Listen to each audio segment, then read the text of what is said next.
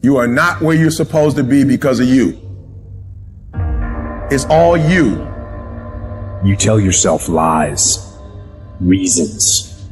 I'm too tired. I need to rest. I'm too hungry. I'm too full. Something else is more important. Lies. I don't have time.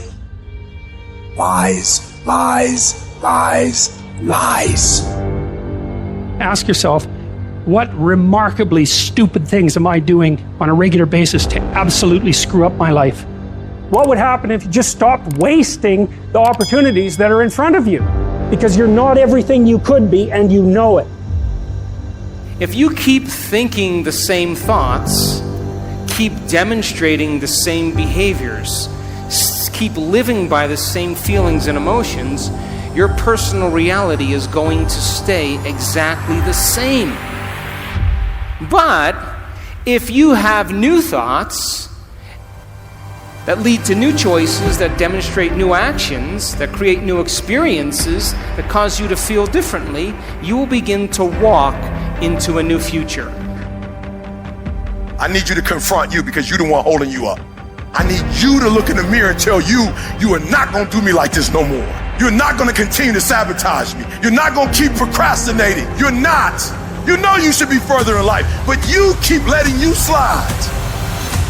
Hold you accountable and don't let you off the hook. If for 10 years, if you didn't avoid doing what you knew you needed to do, what would you be like? You'd be 10 times more efficient, 20 times more efficient. And you could be way better. You could be incomparably better across multiple dimensions.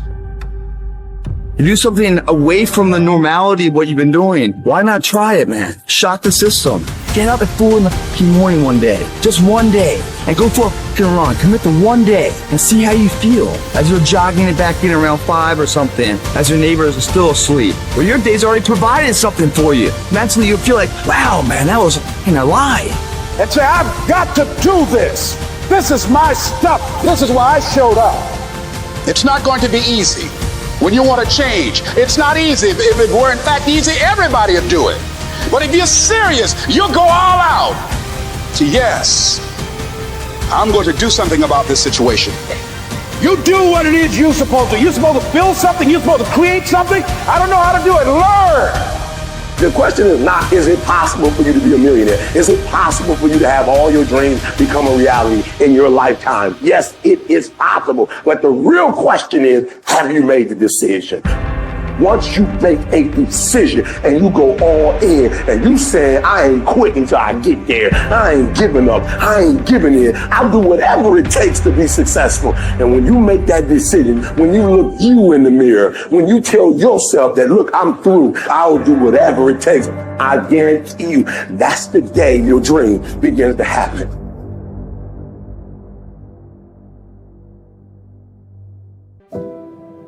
So then, when you have a purpose or a vision or a mission or an intent that's bigger than you, it means it signifies something that's ongoing. You could have a purpose to go east, and there's never an end to east. You could have a purpose to be healthy. There's always more health to have. You could have a purpose to be wealthy. There's never an end to wealth. You could have a purpose for knowledge, and there's never an end to knowledge. It signifies a direction. My purpose is to transform individuals in order to transform a culture. And I'm clear on that purpose, and it gets me up in the morning every single day. So then, how do you bring a vision from the world of possibility into the world of reality? From thought all the way down into matter. From what we say in quantum physics, from the wave of possibilities all the way down into the particle. From the immaterial, something that doesn't exist yet, into the material. From the world beyond the senses to the world of the senses. How do we do that? Well, it requires then setting up goals in alignment with your purpose. So let's just say you have a purpose to go in a certain direction. Your purpose signifies a direction, but your goals should always be in alignment with your purpose. And people who have goals in alignment with their purpose, Their goals are a natural side effect of them being on purpose. So then what about getting healthy? You may say, okay, I want to lower my heart rate. That's one of my goals. I want to lose, 10 kilos. I want to have more energy. I want to wear a new wardrobe and have a new relationship. This is the short-term goal at the beginning, and the long-term goal is at the end. And as long as you keep making the same choices, demonstrating the same behaviors, reproducing the same experiences, feeling the same way, you'll arrive at all of those goals. What about becoming abundant? You may say you want to be wealthy, and to me it doesn't matter. Wealth is a state of mind. You may want to start a new business. Once you start that new business, you may want to hire 2 new staff employees in 6 months. Then you may say you want to buy a company vehicle. And of course, then the next one is buy a new house. And then ultimately what? Make $1 million? Why not? If that's your goal, to reflect your purpose, then you should arrive at it. Are you still with me? How about learning knowledge? Is there ever an end to knowledge? You may want to get an associate's degree. And then you may want to get a bachelor's degree. And then you may want to get a master's degree. You may want to get a doctorate degree. And then you may want to finally do research. But all of those things are in alignment with your purpose, is it not? Now, I want you to understand that there is a very specific formula for excellence. And the formula requires a person who has a clear purpose. But there are 2 other ingredients that put this together. The first thing is called competence. You know what competence is? Somebody who does something really well. The more competent they are, the better they are at doing something. The third thing is called accountability. Accountability means if you say you're going to do something, you do it. And if someone asks you to do something, you do it really well.